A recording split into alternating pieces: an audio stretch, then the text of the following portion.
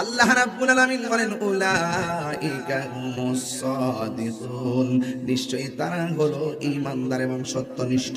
জোরে জোরে কি সুবহানাল্লাহ বলা যাবে না? এ বন্ধুরি, ও মাধবপুরের বাবা, কি দিয়ে তো রাত্রে ওয়াজ বুঝাইতাম। ওয়াজ যদি বুঝতে হয় তাইলে প্রেমিকের মতো প্রেমিক হওয়া লাগবে, ওয়াজ যদি বুঝতে হয় প্রেমিকার মতন প্রেমিকা হওয়া লাগবে।